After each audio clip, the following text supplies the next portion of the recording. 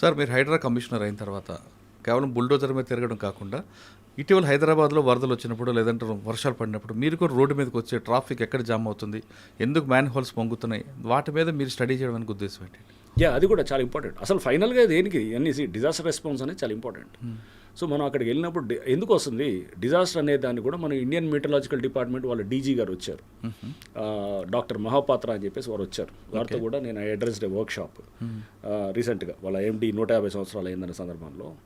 So దాంట్లో కూడా అంటే ఇప్పుడు మనకు చూస్తే కనుక క్లౌడ్ బర్స్ట్లు ఇవన్నీ కూడా మనకి ఏంటంటే వెదర్ క్లైమాటిక్ ప్యాటర్న్స్ మారిపోయి ఇప్పుడు green house effect, global warming, దీంతో మొత్తం మారిపోతుంది. వర్షం పడితే కనుక గంటలో 10 సెంటీమీటర్లు పడుతుంది అనమాట. అట్లాంటి ఫ్రీక్వెన్సీ క్లౌడ్ బర్స్ పెరిగిపోయినాయి ఇప్పుడు. సో వర్షాలు పెరుగుతున్నాయి, పారాల్సిన నీళ్లు చెరువులో పోవాల్సిన చెరువు కబ్జా అయిపోయినాయి, నాలాలు లేవు, రోడ్లన్నీ ఇప్పుడు కాలాల్లో అయిపోయినాయి. ఎందుకంటే అన్నీ వచ్చేసాయి, మొత్తం బిల్డింగ్లు వచ్చేసి అక్కడ కోఎఫిషియంట్ ఆఫ్ రన్ ఆఫ్ అంటారు అనమాట. అంటే మొత్తం కంక్రిటైజ్ చేస్తే అది 0.95 ఉంది, 0.95 అనమాట. అంటే ఆల్మోస్ట్ అంతా కాంక్రిటైజ్ అయిపోయింది, కాంక్రీట్ మయం అయిపోయింది. నీళ్ళు ఇంకట్లా, అసలు భూమిలోకి ఇంకట్లేదు. సో నీళ్లు అసలు ఇంకా ఇంకటం లేకపోతే కనుక 100% అది రన్ ఆఫ్ కింద, అంటే దాని మీద పడేది స్పీడ్గా వెళ్ళిపోయి చెరువులోకి వచ్చేస్తుంది. చెరువు లేదు కదా అక్కడ, నాలాలోకి వస్తుంది, నాలాల్లో కూడా లేవు కదా. ఎక్కడ ఉంటాయి కాలనీస్ కింద, కాలనీలో వస్తాయి. ట్రాఫిక్ అంతా ఏమవుతుంది 4-5 గంటలు అస్తవ్యస్తం అయిపోతుంది. అది ఎన్ని వందల వేల కోట్లు నష్టం అవుతుంటుంది కంట్రీకి. అవన్నీ క్యాలిక్యులేట్ అంటే ఇంటాంజిబుల్స్ ఏంటనమాట, మనకు కనబడినటువంటిది ఇవన్నీ ఈ కాస్ట్ ఉంటాయి అనమాట, ఇంటాంజిబుల్ కాస్ట్ అనమాట. సో ఇంట్రెన్సిక్గా ఉంటాయి అనమాట. ఈ కాస్ట్ అన్నింటినీ మనం క్యాలిక్యులేట్ చేస్తే దేశం మీద వేలాది కోట్ల నష్టం వస్తుంది. ఇవన్నింటినీ తీసుకోవాలి. ప్లస్ దాంతోపాటు మనం సిస్టమ్ని ఈ అర్బన్ డిజాస్టర్స్ అనేది పెరుగుతున్నాయి. ఇక పెరిగే కొద్దీ దీన్ని మనం అడ్రస్ చేయాలంటే కనుక వెదర్ని కూడా ఫోర్కాస్టింగ్ సిస్టమ్స్లో మార్చాలని చెప్పి కూడా వారికి రిక్వెస్ట్ చేసాం అనమాట. చేసి దానికి మనం రాడార్స్ని పెంచాలి, ఇట్లా కొంత వాళ్ళు వెదర్ స్టేషన్స్ని పెంచాలి, ఇవన్నీ కూడా చేస్తున్నాం వెనకాల. సో అంటే ట్రాఫిక్ మీద వర్షం పడేది ఇస్ దర్ లాస్ట్ ఫైనల్ కనబడేది అక్కడ. దాని వెనకాల ఇంత బ్యాక్గ్రౌండ్ వర్క్, చెరువులు పునరుద్ధరణ ఉండాలి, మనం వెదర్ ఫోర్కాస్టింగ్ సిస్టమ్స్ అడ్వాన్స్డ్గా ఉండాలి, మనం ప్రెడిక్ట్ చేసే సిస్టమ్స్ యాక్యురేట్గా ఉండాలి. ఇంత బ్యాక్గ్రౌండ్ చేస్తేనే అక్కడ రోడ్డు మీద కనబడదాం. అవి చేయాలంటే కనుక సామాన్యమైన పని కాదు. దాని మీద ఎప్పుడు మనం నిరంతరంగా డెవలప్ చేయాలి. బెంగళూరు లేనప్పుడు అది కూడా చేయలేము మేము. కర్ణాటక వాళ్ళది దాంట్లో వెదర్ ఫోర్కాస్టింగ్లో వాళ్ళు కూడా కొంత బెటర్గా ఉంది. ఎప్పుడు 30 ఏళ్ల క్రితం ఎస్టాబ్లిష్ చేసిన సిస్టమ్ ఉంది, దాన్ని కూడా తీసుకొచ్చి మనం ఇక్కడ చేయాలని ట్రై చేస్తున్నాం అనమాట. సో దీన్ని ఇప్పుడు సిస్టమ్లో ఒక దాన్ని మనం చేసి ఊరినే వచ్చామో పోయామో అనేది ఉద్యోగం ఉండకూడదుగా. చేసామా ఇక్కడ చేస్తే కనుక ఆ టైంలో నువ్వేం చేసావు, సమాజానికి ఏం చేసావు అనేది ఫైనల్ కాంట్రిబ్యూషన్ ఏంటి. అవును. So the contribution to the society is very important. నేను అలానే చూస్తాను ఉద్యోగాన్ని. నేను ఆ కాంట్రిబ్యూషన్ నా నుంచి ఇక్కడ చేసాము 2 ఏళ్ళు 3 ఏళ్ళు what ever I do it. ఆ సిస్టమ్ అనేది అక్కడ ఒక దాన్ని నిలబెట్టి వెళ్తే కనుక రేపు వచ్చినప్పుడు మన ముందు అట్లా చాలామంది అధికారులు చేశారు. నేనే చేస్తున్నాను, చాలామంది అధికారులు నాకన్నా బ్రహ్మాండంగా చేసిన వాళ్ళు వందలాది మంది ఉన్నారు. వాళ్ళు నిలబెట్టిన సిస్టమ్స్ తర్వాత చాలా వచ్చాయన్నమాట. ఇప్పుడు గ్రేవన్ స్టార్ట్ చేశారంటే వ్యాస్ గారు స్టార్ట్ చేశారు, దాన్ని స్టెబిలైజ్ చేసిన వాళ్ళు ఎంతోమంది ఉన్నారు. ఇట్లాంటివి చాలా ఉన్నాయన్నమాట సిస్టమ్స్. ఆ సిస్టమ్స్ డెవలప్ అయ్యి చేసినటువంటి అట్లాంటి మంచి సిస్టమ్స్ వచ్చిన దాన్ని మనం కూడా మంచి సిస్టమ్ వైపు ముఖ్యమంత్రి గారు చాలా స్పష్టంగా ఏంటంటే ఈ డిజాస్టర్ రెస్పాన్స్ అనేది మనం దాన్ని జాగ్రత్తగా తీసుకోవాలి. ప్లస్ ఈ అసెట్స్ ప్రొటెక్షన్, వేలాది ఎకరాలు కబ్జా అయిపోతున్నాయి. ఇప్పుడు మేము చేస్తుంటే పార్కులు అసలు గవర్నమెంట్ ల్యాండ్లు ఎన్నంటే అన్నీ వస్తున్నాయి అన్నమాట కంప్లైంట్స్. అసలు చెక్ చేయడానికి మాకు సరిపోవట్లేదు టైం అసలు అన్నమాట. ఒక్కొక్క దాంట్లో ఎంత లోతుకు పోవాల్సి వస్తుంది అంటే ఒకసారి 3-4 మీటింగ్లు పెట్టాల్సి వస్తుంది. పెట్టిన చోటలో పెట్టిన మీటింగ్ వల్ల గంట పైన పడుతుంటుంది. డాక్యుమెంట్స్ కలెక్ట్ చేయాలి, దాని వల్ల చెక్ చేయాలి, వాళ్ళని వినాలి, వీళ్ళని వినాలి, లోతుగా మళ్ళీ అవసరం డౌట్ వస్తే క్షేత్రస్థాయి పర్యటన ఉంటుంది. ఒక్కొక్క పిటిషన్ వెనకాల అంత లోతుగా పోతే ఒక కేసు దర్యాప్తు చేసినట్టు ఉంటుంది. అట్లాంటి 4-5 వేలు ఉన్నాయి. అందుకు మేము పబ్లిక్ డొమైన్లో పెట్టలేదు ఇంకా హైడ్రా. రేపు పెడితే కనుక ఇంకా వేలాది మీరు ఫ్లడ్ అయిపోతాయి. చేసిన దాన్ని పర్ఫెక్ట్గా చేయాలి. సార్ మీ సిస్టమ్గా వెళ్తున్నారు, సిస్టమ్ స్పాయిల్ కాకుండా ఫ్యూచర్కి ఏం బాగుంటుందని చేస్తున్నారు. కానీ కొంతమంది ప్రతిపక్షాలు హైడ్రా అనేది కేవలం ప్రభుత్వానికి ఒక జేబు సంస్థగా అయిపోయింది, డబ్బులు వచ్చి పడుతున్నాయి. సో ఇది అంటే ఎవరైనా ఏదైనా అలిగేషన్ ఎవరైనా ఏం చెప్పొచ్చండి. అదే దానికి ఎందుకంటే మన ప్రజాస్వామ్యం ఎవరైనా ఏదైనా మాట్లాడవచ్చు. సో అది దురదృష్టవశాత్తు అదేది ఒక ఎవిడెన్స్ తోటి ఇగో ఇక్కడ జరిగిందనేది చెప్తూ హైడ్రా అనే దాని వల్ల ఏమన్నా చేసింది ఏమన్నా ఉందా, ఏటీఎం అనగా అవుతుందంటారు. అది ఊరినే మాట్లాడటం చేసి మీరు బుధవేస్తాం మీరు కడుక్కోండి అంటే కనుక మనం చెప్తున్నాం కదా, మీరు బఫర్ జోన్ ఇదనండి అట్లనే ఉంటుంది అనమాట. మీరు ఒక నిర్దిష్టమైనటువంటి దీన్ని చెప్పండి, చెప్పినప్పుడు దాన్ని డెఫినెట్గా దానికి రెస్పాండ్ అవుదాము. మీరు ఏదో ఊరినే ఒకటి అనేసి ఇది ఏటీఎం సంస్థగా అయింది, లేకపోతే ఇది ఏది మొత్తం ఏది ఖజానాలు నింపడానికో లేకపోతే ఎవడో కొంతమంది జేబులు చేయడానికో జనరల్ అలిగేషన్స్ ఏముంది. ఎవడైనా మాట్లాడు, నేను కూడా చెప్తాను ఎవడి మీద కావాలంటే ఇగో ఈ ఎక్స్ వీడు ఇది వాడది అని అంటాను. అలా కాదు కదా. సో అది మనం అలా కాదు, విత్ ఏంటి నీ దగ్గర ఉన్నటువంటి సాక్ష్యాలు ఏంటి, ఆధారాలు ఏంటి చెప్పు, దాని మీద మాట్లాడదాం. వచ్చి మమ్మల్ని అడగండి, ఇదిగో మీరు ఇలా చేశారని అడగండి. వీఆర్ ట్రాన్స్పరెంట్, మేము వీఆర్ ఓపెన్. వచ్చి మీరు ఇక్కడ ఇలా ఎందుకు చేశారు, ఇలా ఎందుకు చేయలేదు అని చెప్పాలంటే కూడా దానికి సమాధానం చెప్తాం. ఓకే సార్, ఫైనల్గా చెప్పండి, హైడ్రా 2.0 ఏం చేయబోతుందండి? హైడ్రా 2.0 అనేది మీరు ఏది రోబో 2.0 టైప్ ఏదో చెప్తున్నారు. సో అంటే హైడ్రా అనేది ఈరోజు పబ్లిక్లో అవేర్నెస్ తీసుకొచ్చిందండి. కొత్త సిస్టమ్. హైడ్రా అనేది జస్ట్ ఏదో ఒక సంస్థ కాదు, ఒక కొత్త వ్యవస్థని తయారు చేస్తుంది. ఆలోచన విధానం కూడా కనిపిస్తుంది ఒకవైపు. అంటే భయం అనేది కాదు, అవేర్నెస్. పబ్లిక్ అవేర్నెస్ కూడినటువంటి పొల్యూషన్. రేపు మేము చెక్ చేస్తున్నాం, ఇప్పుడు పొల్యూషన్ కంట్రోల్ బోర్డుతో కూడా మీటింగ్ పెట్టాం.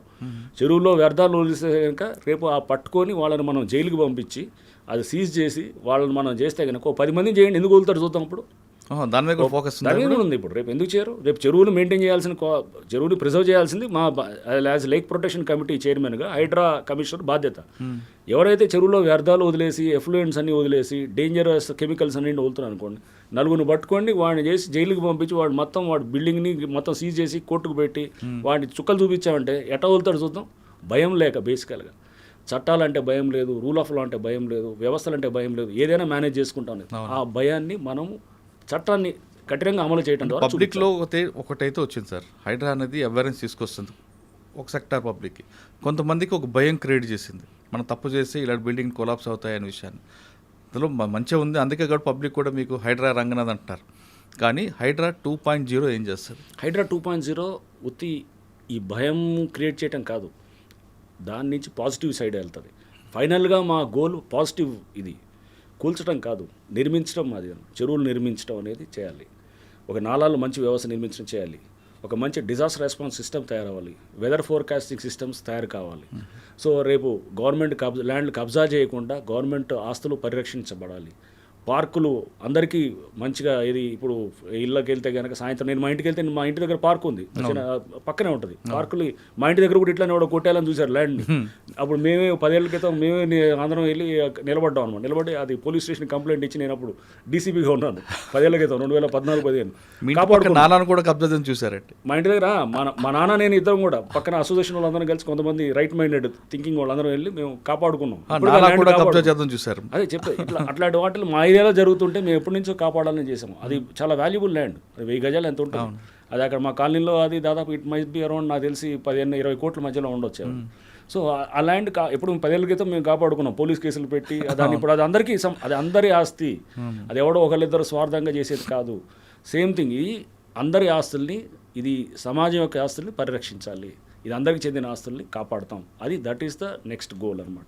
చెరువులను పునరుద్ధరణ, ఆస్తుల పరిరక్షణ, ఇవన్నీ చేయటం, అండ్ డిజాస్టర్ రెస్పాన్స్ ప్రాపర్గా అప్రోప్రియేట్గా చేయటం, ఈ మా లక్ష్యాలు అన్నమాట. ఓకే సార్, హైడ్రా అనేది కేవలం హైదరాబాద్ వరకేనా, ఇంకా తెలంగాణ రాష్ట్రం అంతా విస్తరించాలి? ఇది ఓన్లీ ఔటర్ రింగ్ రోడ్ దాకా 2000 స్క్వేర్ కిలోమీటర్స్, జిహెచ్ఎంసీ అండ్ 27 మున్సిపాలిటీలు, దాని చుట్టూ 27 మున్సిపాలిటీకి మొత్తం ఎక్స్టెండ్ అవుతుంది. ఓకే సార్, ఫైనల్గా ఇంకో క్వశ్చన్ అండి.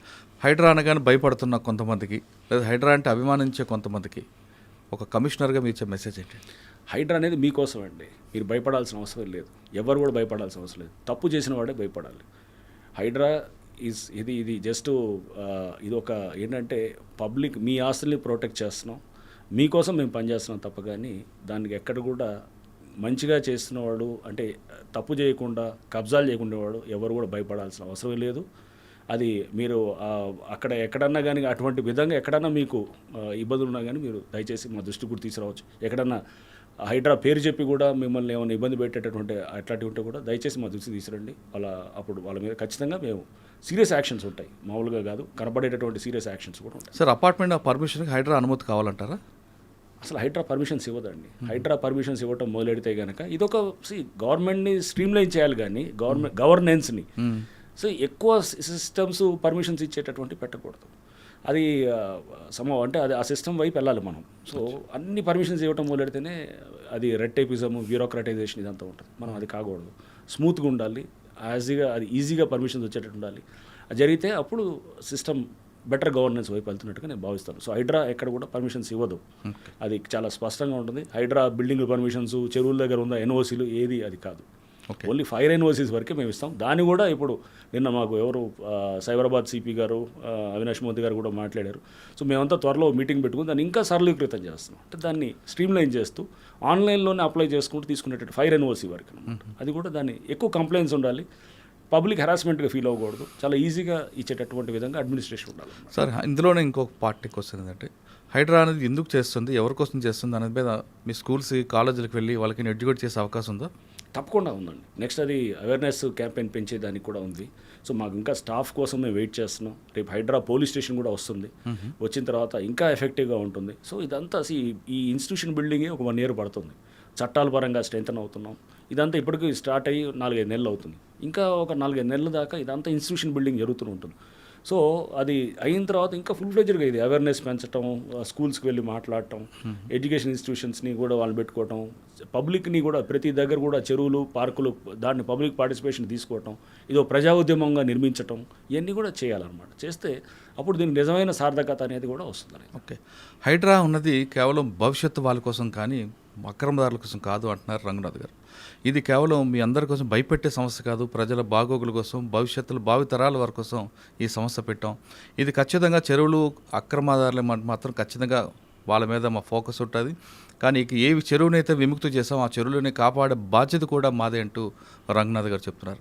ఇది రంగనాథ్ గారితో ఎక్స్క్లూజివ్ ఇంటర్వ్యూ. వచ్చే వారం మరో విషయాలు మళ్ళీ కలుద్దాం. అంతవరకు నమస్తే. Thank you sir. Thank you very much. Thank you. Hydraa అన్నది మీరు ఎలాగొచ్చారు, పేరు అయిపోయిందో ఇంకా ముందు కూడా అదే దీంట్లో జోష్లో వెళ్ళాలని కోరుకుందాం. థ్యాంక్ యూ అండి.